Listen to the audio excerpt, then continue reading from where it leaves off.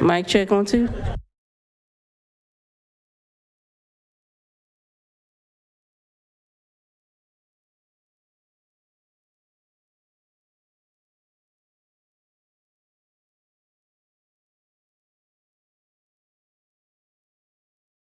In the audience, if you could take the sign down or move to the back of the room, please. I can't see. Can't see in the lobby. Thank you.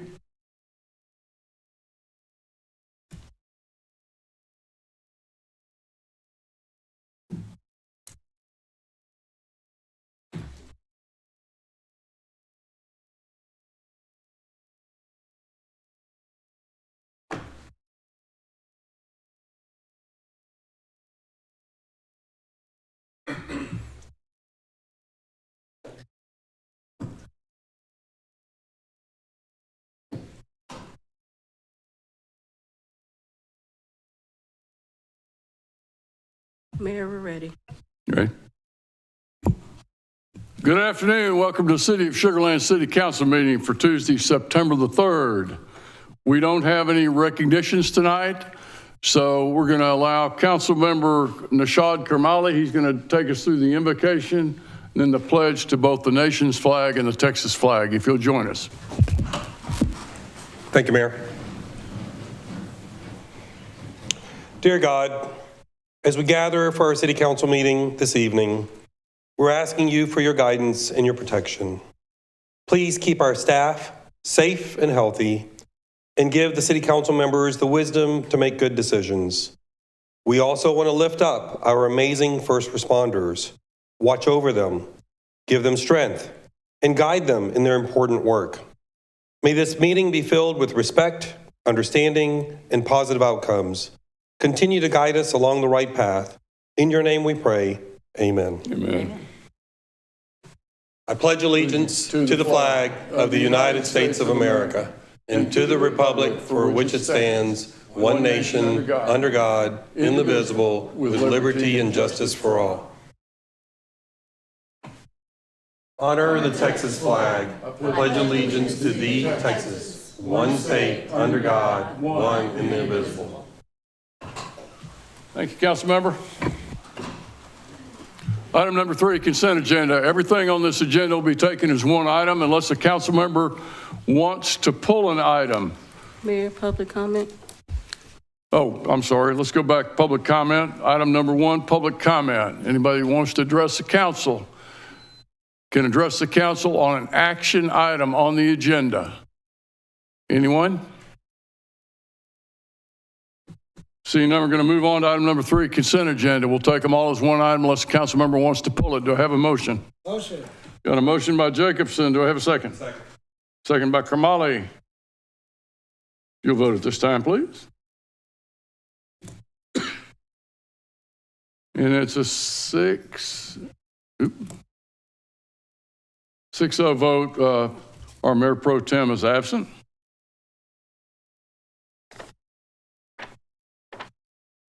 Item number 4, public hearings. Item number 4A, public hearing. Receive and hear all persons desiring to be heard on a proposed 2024 assessment for properties located in the Enclave at River Park Public Improvement District. And we have with us Ms. Lauren Fair, our interim director of budget. Yes, sir. Welcome, Lauren. Hi, good to be back. All right. Oh, let me get started. All right, so this evening we'll be talking about the Enclave at River Park PID. This was established by City Council resolution in 2014, which authorized the creation of the district as well as the district service plan and assessment plan.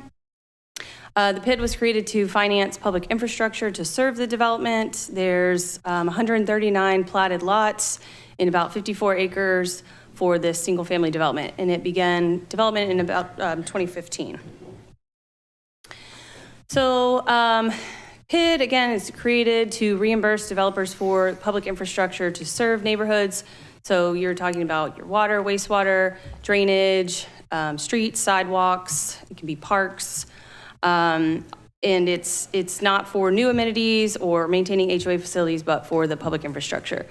Buyers are required by law to be notified of the PID and the assessment at the time of their closing. And the assessments are significantly less than in-city MUDs paid by residents in other areas of the city. So the development agreement for the Enclave PID had reimbursement to the developer of about $2.12 million for the public infrastructure to serve the development. The developer has been reimbursed as of January 2019 upon meeting the reimbursement requirements in the agreement. The infrastructure was not a city responsibility to construct, but it has been conveyed to the city for maintenance. And so the 2024 proposed assessment is $270 per lot. That's a $70 decrease from 2023. And these assessments are billed by the Fort Bend County Tax Office. So originally, you can see the initial assessment in 2015 was about $1,100. Then if you look towards the middle of this chart, 2024, we're at $270. And as the annual debt service decreases, then so will the annual assessments continue to decrease through the life of the PID. And as part of this public hearing, we are required to notice in the paper, but also send letters to all property owners in the PID explaining what the PID is and their assessment.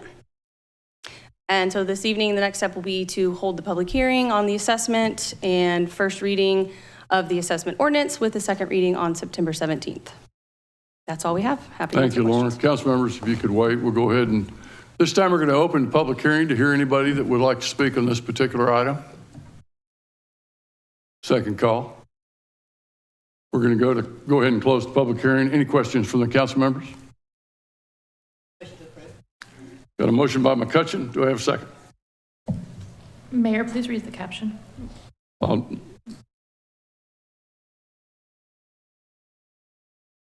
First consideration of an action on City of Sugar Land ordinance number 2352, an ordinance of the City Council of the City of Sugar Land, Texas, approving and adopting the 2025 service plan, the 2024 assessment roll, and levying assessments for the 2024 calendar year for a property located in the Enclave at River Park Public Improvement District. Item number B, public hearing. Receive and hear all persons desiring to be heard on a proposed 2024 assessment for properties located in the park at Eldridge Public. Mayor, could we vote? Need a vote. Yeah. Do we need to vote? No, forgot about that. Call for the vote. I've got a motion and a second. And it passes 6-0. Thank you, council members. Item number B, public hearing. Receive and hear all persons desiring to be heard on the proposed 2024 assessment for properties located in the park at Eldridge Public Improvement District. Lauren. Yes, sir. All right. So now we'll be discussing the Park at Eldridge PID. So the Park at Eldridge PID was created with City Council resolution in 2021 to authorize the creation of the district as well as the service plan and the assessment plan to, again, fund the public infrastructure to serve this development. It's 89 platted lots and about 21 acres of single-family development, and began development in 2021. Again, as a reminder, this PID was created to reimburse public infrastructure, water, wastewater, drainage, streets, sidewalks. All the buyers were notified. And again, assessments are similar to MUDs, but usually significantly less than an in-city MUD. The development agreement for the Park at Eldridge PID had reimbursement to the developer up to $1.74 million. This reimbursement will be triggered when the property value reaches about $25.5 million in certified assessed value. And the city will contribute 50% of the value of the property taxes to this portion of the PID.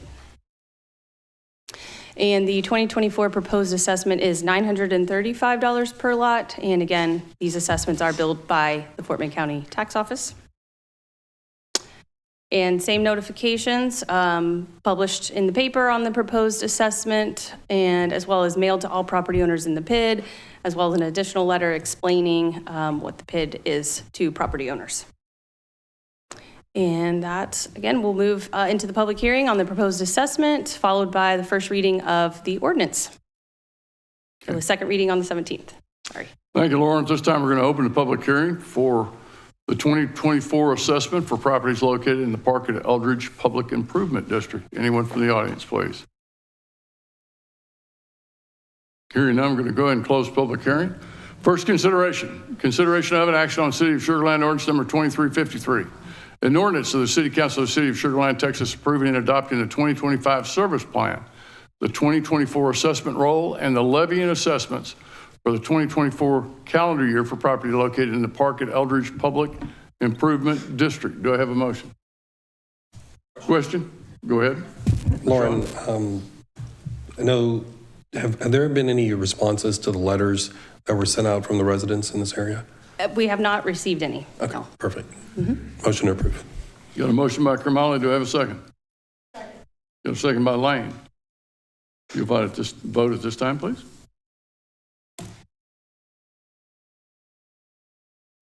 And it passes 6-0. Thank you, council members.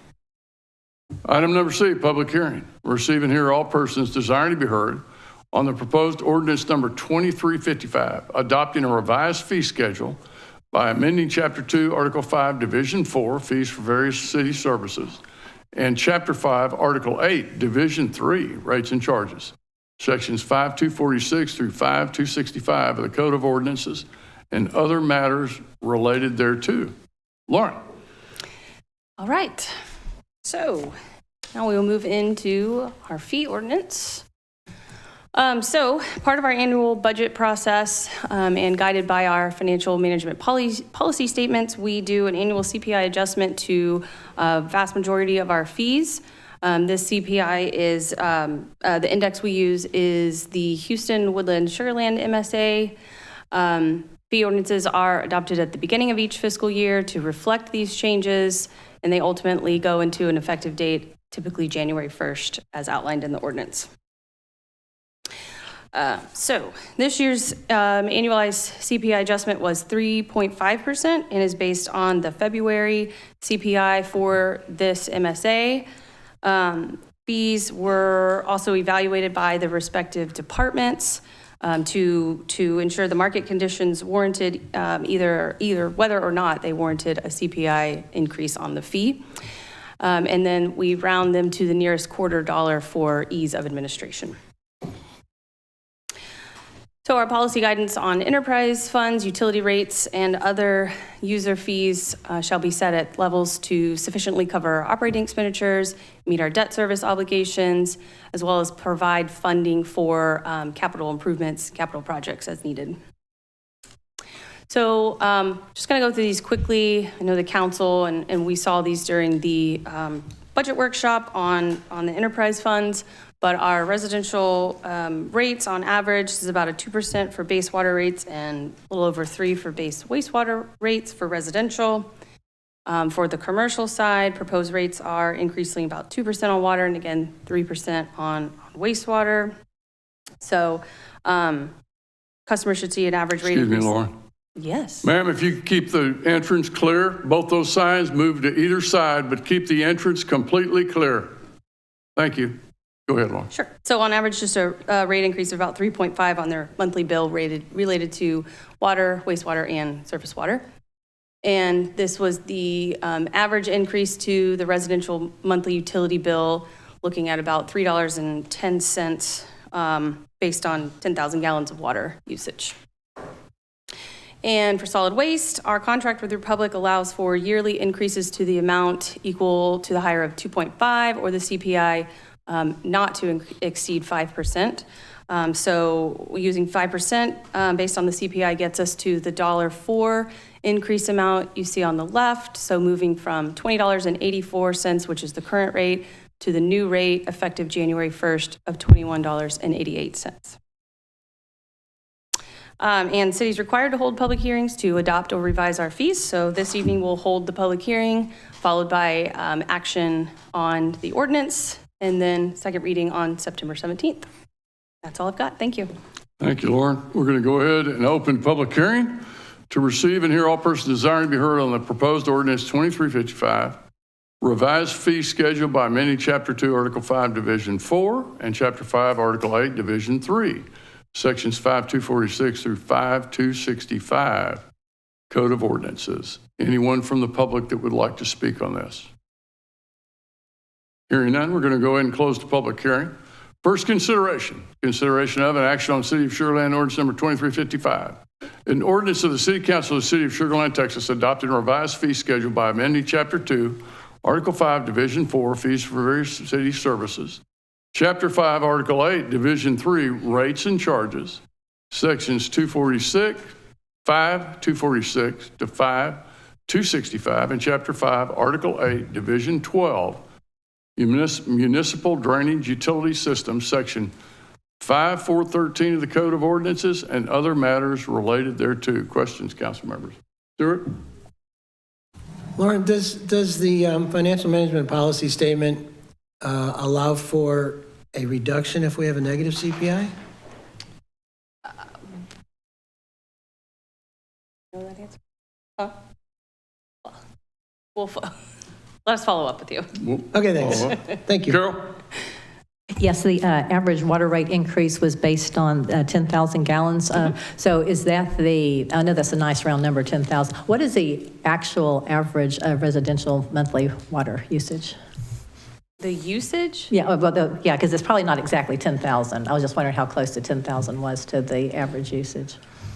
We'd probably have to follow up and get you the actual usage information as well, because this was just based on the average typical customer. It was just based on 10,000. Yeah, I mean, it's just based on Right. 10,000. I was just sort of curious how the real average person compares to a nice round number of 10,000 gallons per month. Yeah, We thank you. can follow up on that. Yep. Okay, thank you. Anyone else? Do we have a motion to approve? Got a motion by Jacobson. Do I have a second? Got a second by Kamali. You'll vote at this time, please.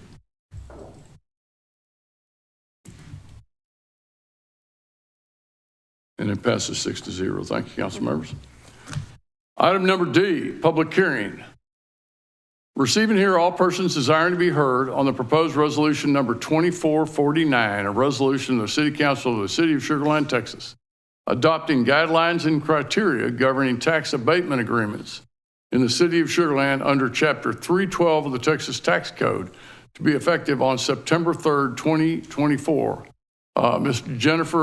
Ms. Alba Panante Johnson is going to introduce Ms. Jennifer Alexander, our Business Development Manager. Alba. Hi, City Council. How are you? Good afternoon. I did want to introduce Jennifer Alexander. She is our Business Development Manager, has been with us for about 6 months now, born and raised in Fort Bend County. And like I said, I did want to introduce her as it's her first presentation to City Council. With that, I'll turn it over to her. Good afternoon. I will be going over the tax abatement guidelines. So as required by Chapter 312 of the Texas Tax Code to create reinvestment zones and enter into tax abatement agreements, these tax abatement guidelines must be renewed every 2 years per state statute, and the current guidelines were approved in May of 2022. So we have the abatement eligibility here for you. We have the personal property, real property, and then targeted businesses or industries. So we have 5 target industries, 4 of those, information technology, advanced manufacturing, business and professional services, life sciences, which is our newest, and then tourism. This is the ineligible information for abatements.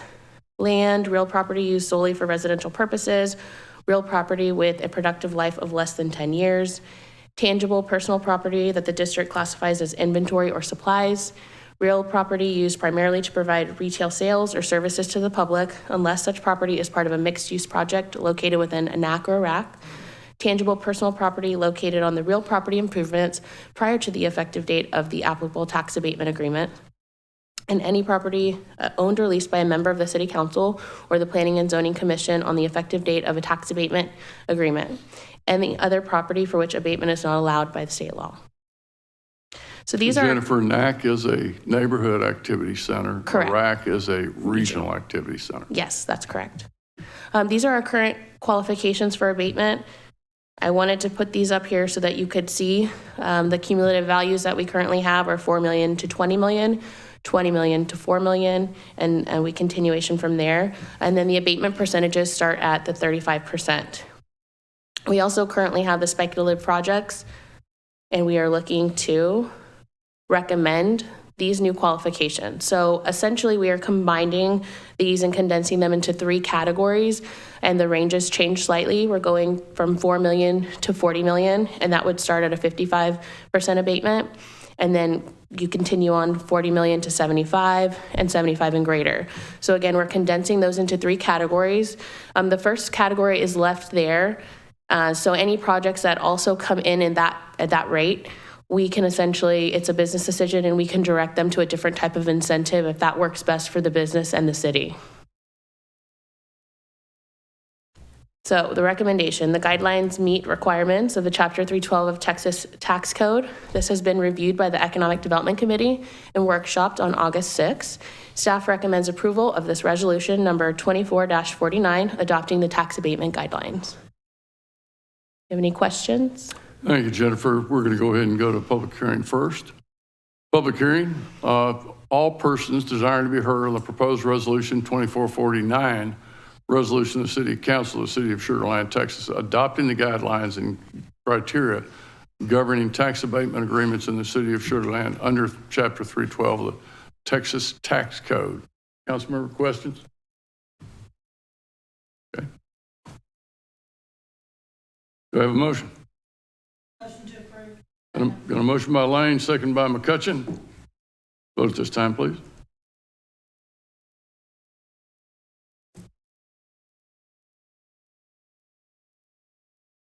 And it's a 6-0 vote. It passes. Thank you, council members. Item number 5, ordinances and resolutions. 5A, second consideration. Consideration of an action on City of Sugar Land ordinance number 2349, an ordinance of the City Council of the City of Sugar Land, Texas, amending Chapter 2, Article 2, Division 1, Section 211 of the Code of Ordinances, City of Sugar Land, Texas, by increasing the city manager purchasing authority from $50,000 to $100,000 for purchases of services, goods, and materials. And we have Mr. Jason Poskowski, our purchasing manager. Jason. Good evening, Mayor and Council. So like the Mayor stated, this is Ordinance 2349, which is a proposed change to Section 2-11A3 of the Code of Ordinances that would increase the city manager's authority to approve contracts for services, goods, and materials up to and including $100,000. So kind of a timeline of events. So in 2007, state legislature changed the procurement requirement, competitive procurement requirement, from $25,000 to $50,000. So everything over $50,000 requires a formal procurement process. In 2009, Ordinance 1758 was brought forward to change the city manager's approval authority up to and including $50,000. And essentially, since 2009, so 15 years, that authority has remained in effect. In August 1st of this year, we met with the Finance Audit Committee to discuss this ordinance. And then the first consideration of this ordinance was at the previous council meeting, which was August 20th, 2024. So essentially what is happening, or what we're proposing here, is that the City Council approval authority is going to change from expenditures over $50,000 to now expenditures over $100,000. That would then require the city manager's approval, changing from expenditures up to including $50,000 to now change to expenditures up to and including $100,000. The competitive procurement requirement has not changed. We're not proposing a change. That's still mandated by the state. So expenditures over $50,000 still require going through a competitive procurement process. Same with the change order approval authority. We're not making changes to that as well. That is also mandated by the state. So any changes over $50,000 still require city council approval. And purchasing is going to maintain the controls as we always have, to review all purchases, no matter the dollar threshold, to make sure that it's following the correct procurement process, no matter what the expenditure is. And that's going to be the same whether it's at the current rate or at the new rate.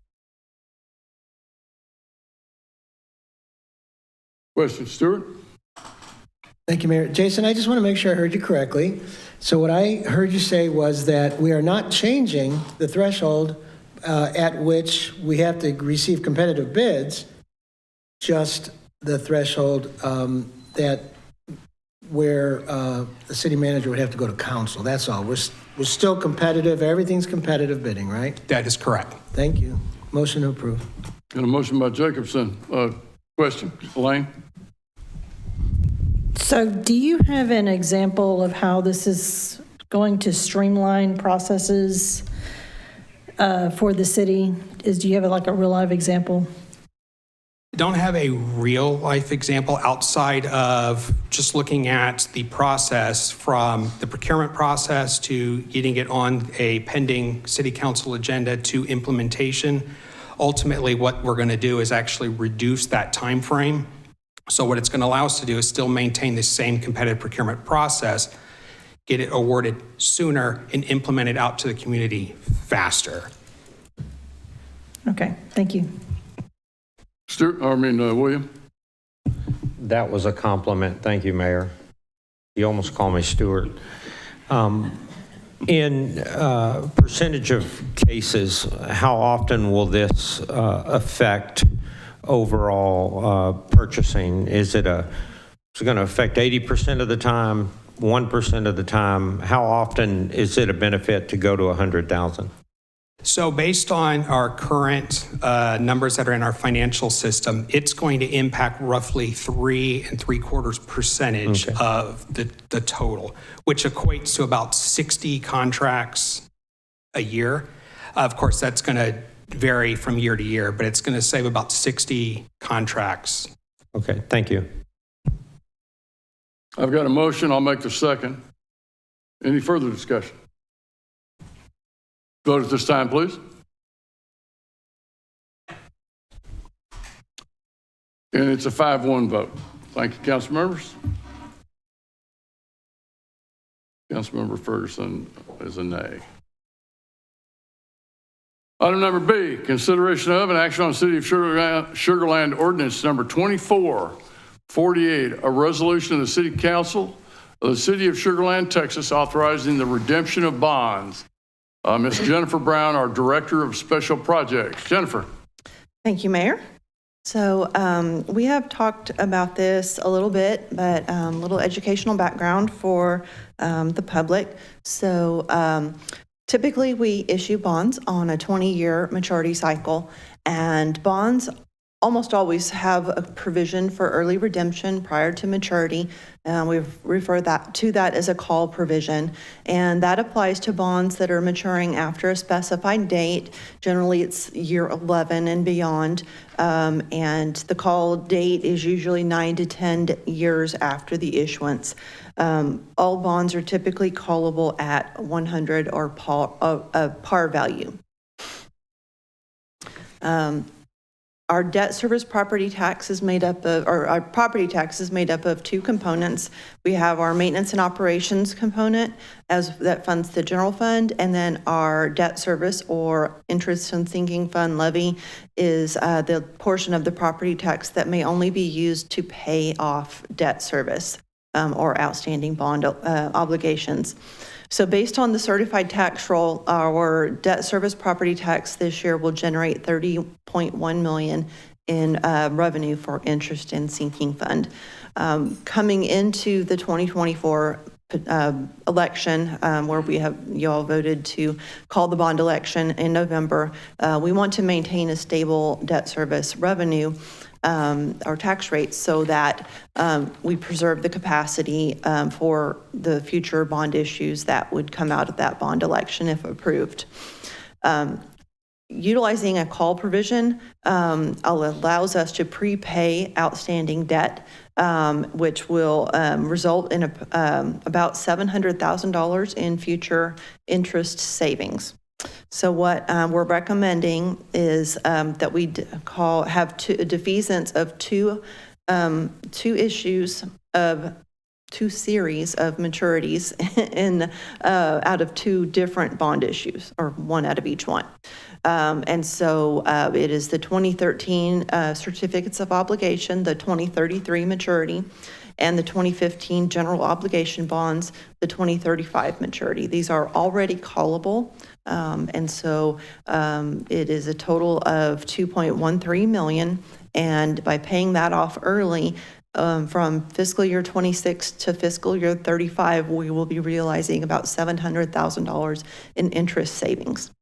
Now, in order to do that, the IRS requires City Council take action on a resolution to call the bonds and make them payable in fiscal year 25 prior to setting your tax rate for the 2024 tax year, which we'll be asking you to do on September 17th. And so that puts those bonds as part of the debt service that is due in the coming fiscal year and preserves capacity for debt within the existing tax rate. So Resolution 2448 is the resolution that our bond council has drafted. This resolution, as I said, must be approved prior to setting the 2024 tax rate, and that is scheduled after the budget is approved, according to state statute, on September 17th. The resolution authorizes the early redemption of the two maturities, making them payable on February 15th, 2025 at par value. It is the Series 2013 certificates of obligation, the 2033 maturity, the 2015 GEOs, the 2035 maturity. It then authorizes the redemption of by the paying agent. So we will notify the paying agent that we're calling these bonds so that they will invoice us and we'll make the payment in February. And then it also notifies EMMA, which is the electronic municipal marketplace that is run by the MSRB, that we are calling these bonds. So we will do a notice upon approval of this resolution. So here are the two maturities. This 2013 COs is $1.26 million, and it carries currently a 4% interest rate. And the GEO for 2015 carries is it's $870,000. It carries a 3.125 interest rate. And so that's how we calculate the roughly $700,000 in savings. So staff recommends approval of Resolution 2448, authorizing the early redemption of two maturities, got an extra F in there, sorry, bonds totaling $2.13 million. And I would be happy to answer any questions. Ms. Shaw? Jennifer, can you go back to the previous slide? Yes, sir. Did you say it has to be, the GEO bond, does it need to be in existing for 10 years? Because this one isn't 10 years, or is that why we're waiting until February? So this maturity is 2035, so it is 10 years. So it is callable, can be callable as of February 15th of 2025. I answered my own question because then I read that you had February 2025, so we're not calling these till February 2025. Yeah, I believe it actually became callable this year. Okay. And so it's not usual for us to call just one maturity out of a series. Typically, when we do a refunding, we will do multiple maturities. We're not actually refunding these, we're paying them off early. Thank you. Any other questions? Got a motion to approve by Kermally. Do I have a second? Got a second by McCutcheon. Vote this time, please.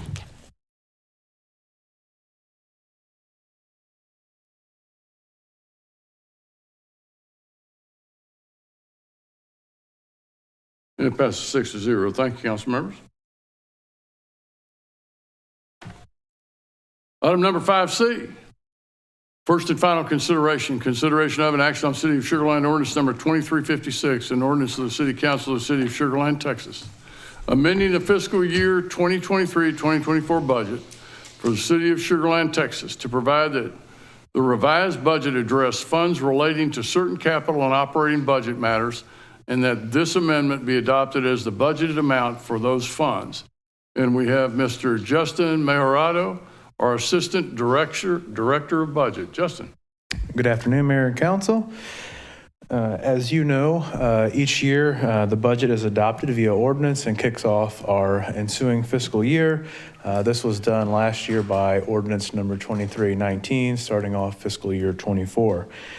Between the start and end of the fiscal year, we typically bring back two ordinances to you. The first that captures necessary budget carryovers for work that wasn't completed at the end of the prior fiscal year.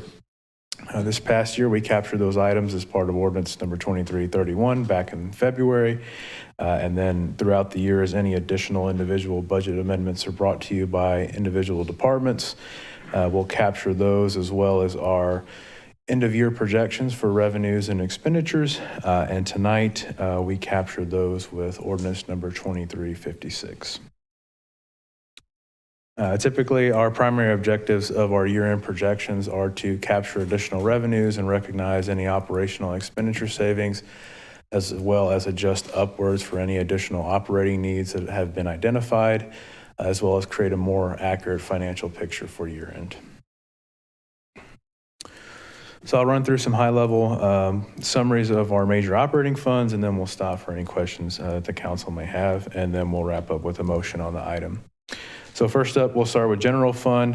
Revenues in the general fund are anticipated to be $6.24 million higher than budget, primarily driven by our sales tax and interest income performance. Expenditures are increasing by $2.16 million, which includes roughly $324,000 in operating expenditures and $2.16 in non-operating.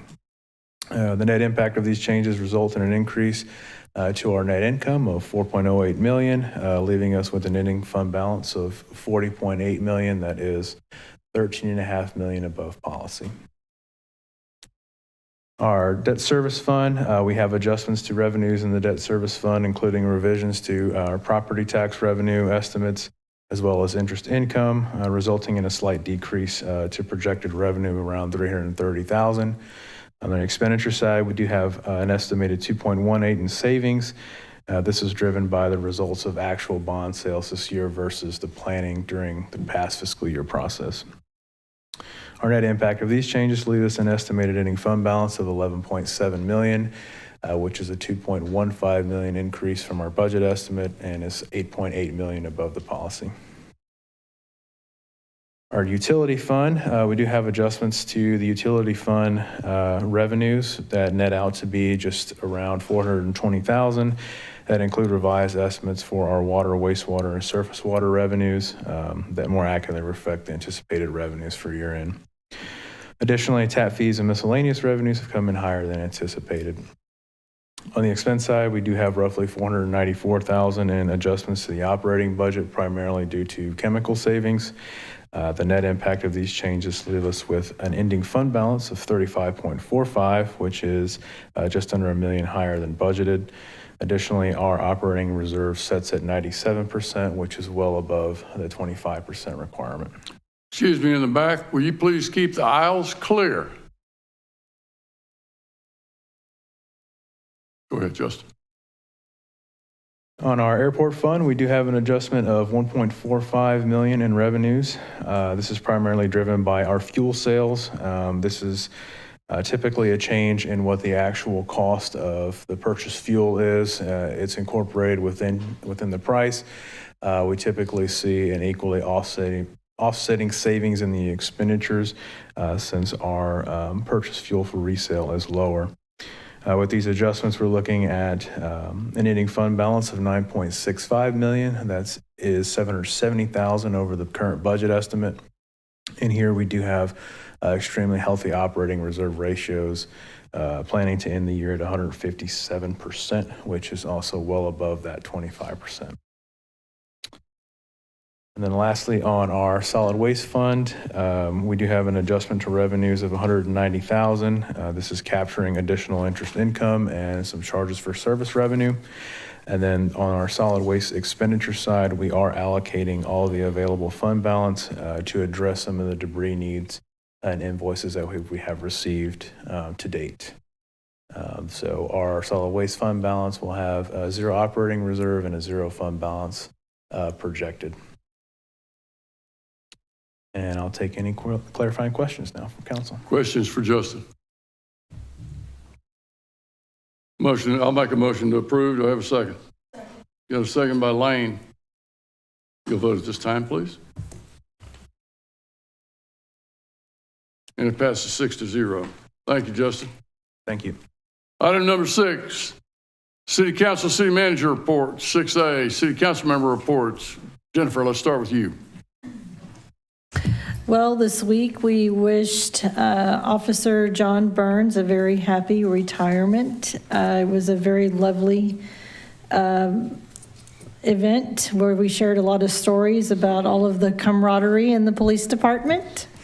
Learned a lot about that. So we wish him well and thank him very much for his long years of service to the city. Thank you, Jennifer. William? No report, Mayor. Stuart? Thank you, Mayor. I attended a very well-attended meeting at which the speakers described in the very, very early stages, a possible rapid start power plant, and very few people are actually listening. So, thank you. Thank you, Stuart. Carol? I gave out awards at the Sava Dancing Stars, which is a fundraiser for Sava USA. So got to wear a sari again. And they provide after-school programs for underserved children in kindergarten through 6th grade, as well as provide disaster relief and family services. And I attended the launch of the Visit Sugarland Sweetness Honey at HEB River Park. So it was fun to talk with the beekeepers. And they also sell the honey at HEB University. And I hosted members of some of our boards and commissions at Space Cowboys. Thank you, Carol. Sean? Mayor, I attended the Red and Blue United sponsor event at Porsche Sugarland, where our first responders will be highlighted. Chief Poland and Boker also spoke. The big event is going to be at Talliard on October the 25th. I also attended the Bikes and Brews put on by our Parks Department. Great event. It rained right before the event, and it still had a great turnout with lots of free beer given out over there. I had a good time, lots of bikes out there, but good job by our staff for putting that together. And that's it. Thank you, Deshaun. City of Sugarland hosted in new territory, Deshaun, in your backyard, hosted a discussion of the balancing plant / power plant over in the central unit. It was fact-based. There weren't, as Stuart said, there weren't a lot of people listening. They were more interested in insults and innuendo. We're going to host another one for Telfair, and that'll be this week. It'll be fact-based, and it is a listening tour. So we want to hear the public's comments. Item number B, City Manager Report. Mike? No report, Mayor. This time we're going to move to closed executive session. Item number 7. 7A, closed executive session is authorized by 551 Texas Government Code in accordance with 551087. Deliberation regarding economic development negotiations. We're going to recess into the council dining room where we will reconvene. Thank you all for attending.